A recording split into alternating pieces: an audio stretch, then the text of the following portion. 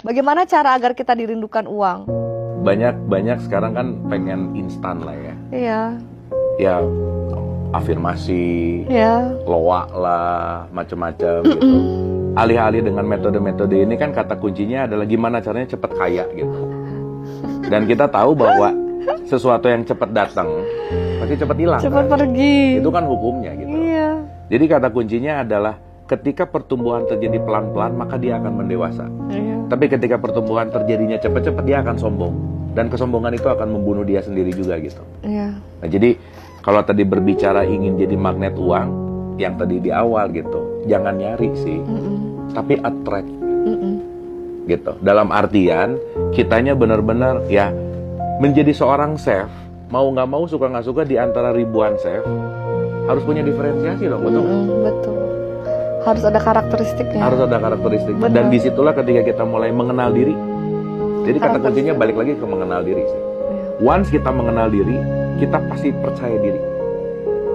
Betul nggak? Karena aku kenal siapa diriku. Aku tahu apa sih kapasitas dan passion diriku gitu. Dan kalau aku sudah mulai percaya diri, aku tidak akan menjual diri. Itu yang paling penting.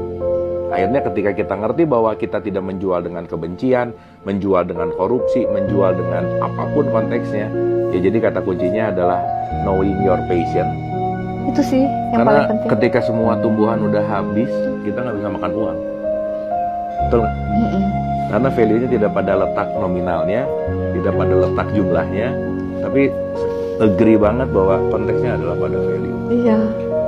Jadi kalau tadi pertanyaannya, mati itu musibah atau anugerah atau apa? Buat saya kematian itu adalah proses alamiah yang bukan masalah musibah atau berkah, tetapi konteksnya adalah sesuatu yang alamiah, pasti semua orang alami. Gitu. Karena kematian itu bukan sesuatu yang gimana. Karena itu sesuatu hal yang alamiah. Ketika ada pertanyaan takut mati, hampir dari apa yang saya riset 95% orang jawabnya pasti takut. Maksud saya adalah banyak orang bukan takut mati, tapi takut konsep akan mati. Karena ditakut-takutin sama mati. Itu gitu. Kayak itu ya buku yang zaman dulu tuh ya. Iya. Yang tahu kan yang ada ilustrasinya serem banget Oh ya. itu nggak belum lahir. Berarti gue tua banget dong kalau gitu. Enggak, saya baru tahu kemarin dikasih tahu buku yang kemarin. Gitu. Jadi buat saya ya perspektif ya bahwa mati mau blessing kayak atau musibah apa dan lain-lain, tapi yang paling jelas adalah mati itu adalah hal yang nature, bukan hal buruk. Gitu.